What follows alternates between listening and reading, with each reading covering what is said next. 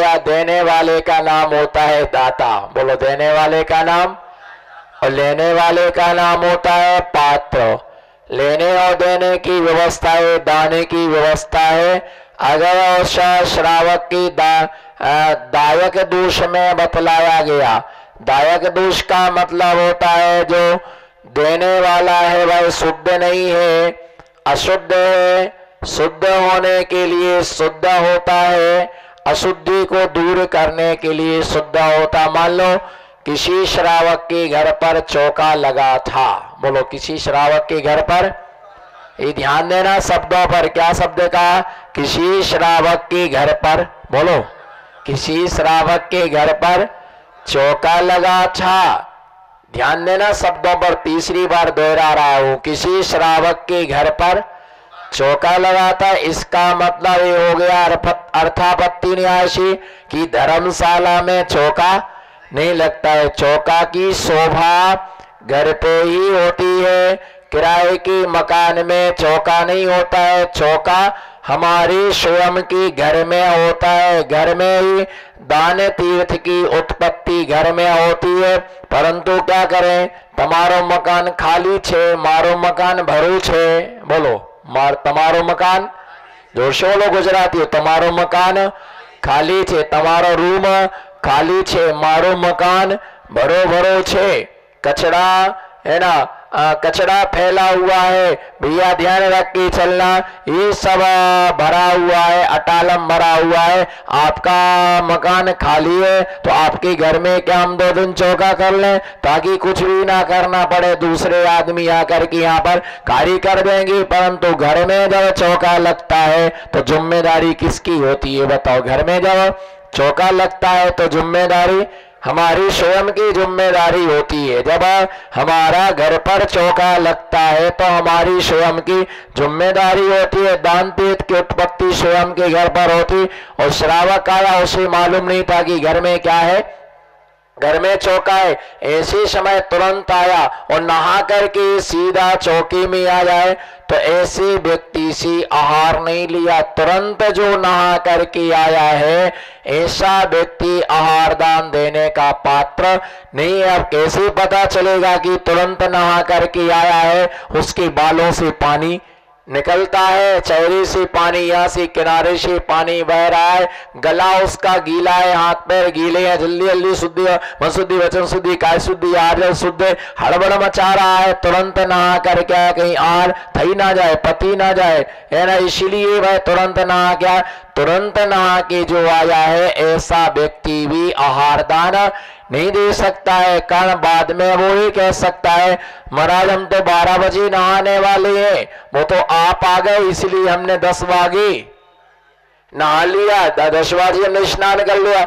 हम 12 बजे नहाते हैं, वो तो हमने आहार देने के लिए नहाया। बोलो, हमने बोलो, हमने आहार दान देने के लिए नहाया ना। हम तो जन्म जन्म की भूत है, राक्षस है, पिशाच है, जल्लाद है, चंडाल है। हमने आज तक जिंदगी में पहली बार, बोलो ना, हाथ तो उठाओ, जिंदगी में जोशो, जिंदगी में पहली बार तो हम 7 बजे उठे हैं न, 11 बजे के पहले हम सैया का त्याग नहीं करते हैं और 12 बजे के पहले कभी नहाते नहीं है। हमारा तो जो सब नियम फाइनल है उसमें कोई परिवर्तन नहीं होता। आप आए इसलिए हमने 10 बजे नहा लिया, आहार दान दे लिया। ऐसा श्रावक तुरंत नहा करके आए तो वह भी आहार दान देने का अधिकारी नहीं है। और नहाना शब्द और स्नान, हमारे जैन आगम का शब्द क्या है? स्नान। बोलो, जैन आगम का शब्द क्या है? स्नान। नहाना, नहाना, खाना और रूम। बोलो, नहाना, खाना और रूम, ये पंचम काल की भाषा है, पंच परमेष्टि भगवान की नहीं। बोलो, स्नान, खाना, नहाना, खाना, रूम, ये कली काल की भाषा है, आगम की भाषा नहीं है। आगम में ये कहा गया है, नहाना नहीं कहा गया, आगम में स्नान करना कहा गया। और दूसरा, आगम में खाना नहीं कहा गया, आगम में भोजन कहा गया। और तीसरा आगम में रूम नहीं कहा गया, मकान कहा गया, बंगला कहा गया, कमरा कहा गया, कोठा कहा गया। कोठा शब्द का प्रयोग भीतर वाला कोठा, बाहर वाला कोठा।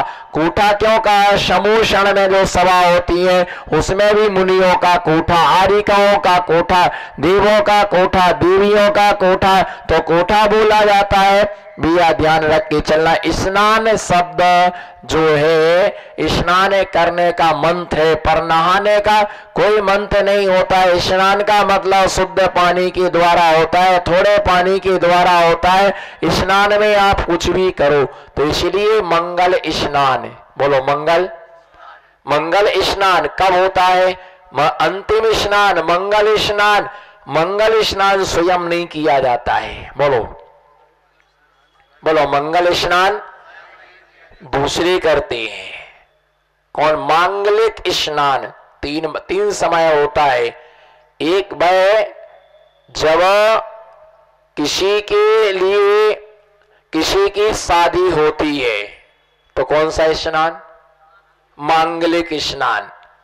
दादी, बुआ, नानी, बहने सब मिलकर के अपने भैया को क्या है, एक पार्टी पर बिठाने का, और वो दोनों हाथ पैर पसार देता है। बेसन, सरसों का तेल, उसमें हल्दी मिला करके उपटना बनाना। उपटना बोलो, क्या बोलते हो गुजराती में? पीठी। हाँ, पीठी। वो जब लगती है तो लगती है मीठी, बोलो। जो पीठी है वो जब लगती है तो लगती है मीठी, और जब उतरती है तो लगती है तीखी। पीठी बोलते हैं। वो पूरे शरीर में उसको लगाई जाती है। वो अपने हाथ से नहीं लगाता है, सारे परिवार के लोगों से लगाते हैं। सारा मेल लुल जाए, चमक जाए, गोरा नारा हो जाए, वर वधू को भरने के लिए जा रहा है, उसका नाम होता है मांगलिक स्नान।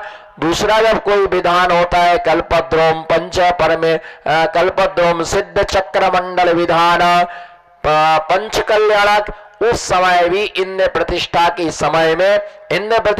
समय में मांगलिक स्नान होता है। वह भी पीठी के द्वारा होता है। जितने भी अभी इंद्र बने हैं सबका पीठी के द्वारा, सबको पीठी लगाई जाएगी, स्नान कराया जाएगा सबका। मांगलिक स्नान मंदिर जी में पंडित जी मंत्र बोलेंगे, सब क्या करेंगे? मांगलिक का स्नान करेंगे। तो उस समय मांगलिक स्नान होता है। और जब कोई दीक्षा लेता है, ब्रह्मचारी से मुनि बनता है, लक्षुल्लक बनते हैं, उस समय उन ब्रह्मचारियों का भी मांगलिक स्नान होता है। पीठी के द्वारा सब मिलकर के उसको स्नान कराते हैं, वह भी मांगलिक स्नान कहलाता है। दिगंबर साधु का दीक्षा के समय अंतिम स्नान होता है, उसके बाद उनका स्नान नहीं होता है। इसलिए श्रावक के लिए दिया कि वह भोग की सामग्री के समय में स्नान करने का भी परिमाण बनाए, है ना। कब हमें क्या करना? स्नान करना। कैसे स्नान करना? कितने पानी से हमारे लिए स्नान करना, ऐसा नियम उसके लिए बताया गया। विधि विधान से स्नान करने वाला व्यक्ति, और ये भावना रखना, जो स्नान करना छोड़ देता है उसका पाद प्रक्षालन होता है। बोलो, जो स्नान करना छोड़ देता है उसका पाद प्रक्षालन होता है। जिनका पाद प्रक्षालन होता है उसका गंधोदक लगाया जाता है। जो स्नान करता है उसके शरीर का पानी, गंदा पानी नालियों में बहता है, और जो स्नान करना छोड़ देते हैं उनका पाद प्रक्षालन। और जो इस पर्याय से भी मुक्त हो जाते हैं, तो तीर्थंकर भगवान का क्या होता है? अभिषेक होता है। तो ऐसे उस अभिषेक के लिए अथवा स्नान करने वालों का ही अभिषेक होता है। बोलो, दाऊद की चैतन्य आत्माओं, स्नान करने वालों का ही अभिषेक होता। स्नान त्याग कर, जिसने स्नान करने का त्याग कर दिया है, ऐसे व्यक्ति का ही क्या होता है? अभिषेक होता है। और जो स्नान करने में लगा है उस व्यक्ति का कभी भी अभिषेक नहीं होता। लोग ऐसा सोचते हैं स्नान करने से शुद्ध हो जाती। शुभावतौ शौचौ काई रत्नात्रय पवित्र थी। ये शरीर अशुचि है, गंदा है, नौमल द्वार शरीर से बहते हैं, पानी की धोने से कभी भी शुद्ध नहीं हो सकता। मालूम आपको, हिंदू साहित्य में, हिंदू वेदों में एक बहुत अच्छा दृष्टांत आया है, प्रासंगिक है, दृष्टव्य है। कौरवों और पांडवों का भयंकर युद्ध हुआ, किसको लेके? मनी राम को लेके। बोलो किसको लेके? राम को लेके नहीं, बोलो किसको लेके? मनी राम को लेकर के झगड़ा हुआ और इस बात को लेकर के विवाद हुआ कि 5 लोगों को आधा भाग और 100 लोगों को आधा भाग। ऐसा तो नहीं हो सकता है, ये तो घोर अन्याय है। बराबर बराबर सबको बंटना चाहिए। पिता की संपत्ति पर हम भी अपना अधिकार रखते। जब दोनों में भयंकर विवाद हुआ, अंत में जाकर के पांडवों ने विजय श्री का वर्ण किया, जीत गए हो। उसके उपरांत जब विजय श्री का वर्ण किया, कौरव बौखलाए, उनको जलाने का प्रयास किया, प्रयत्न किया।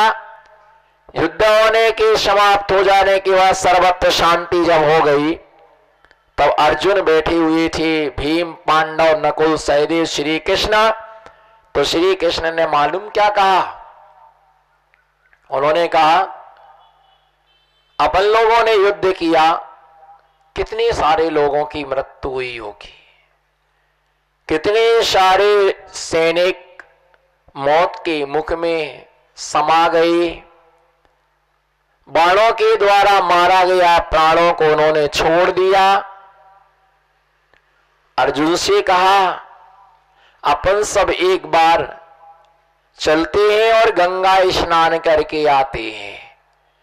गंगा स्नान करने से सारे पाप धुल जाएंगे। जितना भी पाप युद्ध में हुआ होगा, बोलो जितना भी पाप युद्ध में हुआ होगा, वो सारे पाप गंगा में स्नान करने से धुल जाएंगे। तो अर्जुन ने कहा, मैं तो नहीं जा रहा हूं, आप चले जाओ। एक कड़वी तुमड़ी है, इस कड़वी तुमड़ी को ले जाओ, इसको नहला के लाओ। वो अगर एक कड़वी तुमड़ी अपना कड़वापन छोड़ करके अगर मीठी हो जाए तो फिर मैं चलूंगा। क्या कहा? एक कड़वी तुमड़ी ले जाओ, और कड़वी तुमड़ी अगर गंगा स्नान करने से मीठी हो जाए तो फिर आप निश्चित मान के चलो कि मैं चलूंगा। तो श्री कृष्ण हंसने लगे, क्या कड़वी तुमड़ी मीठी हो सकती है? गंगा में मिर्ची को लेके जाओ और वह तीखी मिर्ची, चटपटी मिर्ची क्या हो जाए? मीठी हो जाए। नमक खारा है, वो खारापन छोड़ करके, बोलो ना, खारापन छोड़ करके मीठा हो जाए। नींबू खट्टेपन छोड़ करके मीठा हो जाए। नीम मीठी हो जाए, नीम के पत्ते धो करके लाओ तो भाई नीम के पत्ते मीठे हो जाए। जब उसमें स्नान करने से भी अपने कड़वापन, मीठापन, खट्टेपन, तीखापन जब अपने स्वभाव को नहीं छोड़ सकते हैं, तो कभी भी गंगा में स्नान करने से पाप नहीं धुल सकती है।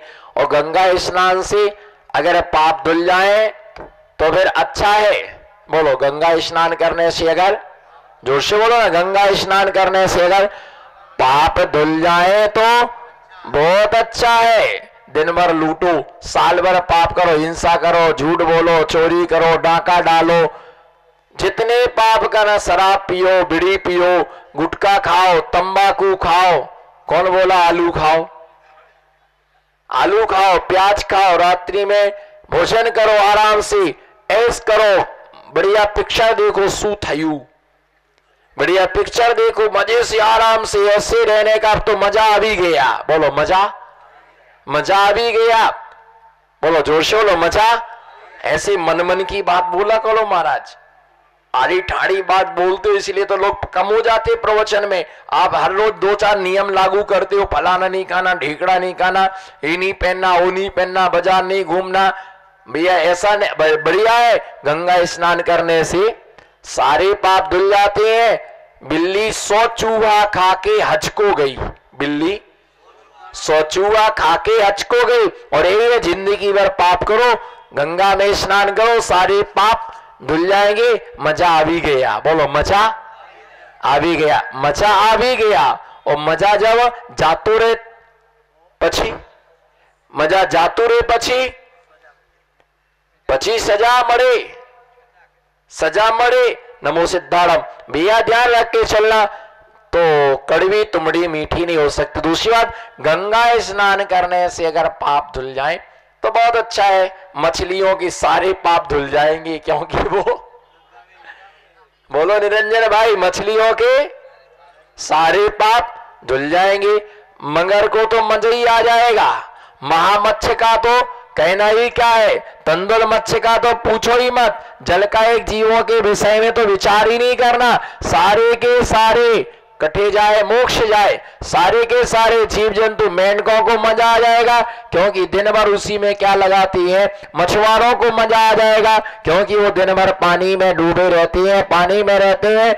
इन सब के पाप धुल जाना चाहिए। पत्थर पड़े हुए भी तर जाना चाहिए। नदी में तैरने वाले, डूबने वाले, शिंगाड़े पर लगने वाले कीड़े जो है उन्हें भी तर जाना चाहिए, परंतु वे सब नहीं तरते। दुर्गति के पात्र महामत्स्य तो नरक में जाता ही है, तंदुल मत्स्य भी मर करके 7वें नरक में जाता है। एक बार गंगा से किसी ने पूछा, हे गंगा माँ ये बताओ, ये सारे लोग है ना, अपने सारे लोग अपने पाप तुम्हारे यहाँ पर छोड़ करके जाते हैं, क्या करके जाते हैं? सारे पाप तुम्हारे पास छोड़ गए, तुम्हें सारे लोगों के पापों का क्या करते हो? बोले मैं गैस बन करके, बाष्प बन करके सारे पाप आकाश में छोड़ देती हूँ। कहाँ छोड़ देती हूँ? सारे पाप आकाश में छोड़ देते हो। तो लोगों ने जाके आकाश से पूछा कि गंगा, हम लोग अपने पाप गंगा में छोड़ते हैं, गंगा बाष्प बन करके आकाश में अपने पाप छोड़ देती है। हे बादल तुम बताओ, तुम पापों का क्या करते हो? ये सारे पाप जब मेरे पास में इकट्ठे हो जाते हैं, अति हो जाती है, तो पापियों के पाप में पापियों पर बरस पड़ती हूँ। अकाल में पानी बरसता है। देखो अभी कितना तूफान आया, कितनी बाढ़ आई। कौन से क्षेत्र में? केरला में। केरला सब समाप्त हो गया, मकान, दुकान, गाड़ियां, कितना तबाही मची। पूरा का पूरा केरला क्या हो गया? समाप्त हो गया। नए सिरे से बसाया जा रहा है। तो ये पापियों की पाप कहां बरसती है? पापियों पर गिरती। जब पानी चाहिए तब पानी नहीं मिलता, जब धूप चाहिए तब धूप नहीं मिलती है। इसलिए अपने पाप कहीं छोड़ना नहीं है। बोलो अपने पाप कहीं, जोर से बोलो, हंस के कस के मुस्कुरा के, अपने पाप कहीं छोड़ना नहीं है। अपने पापों को क्या करना है? नष्ट करना है।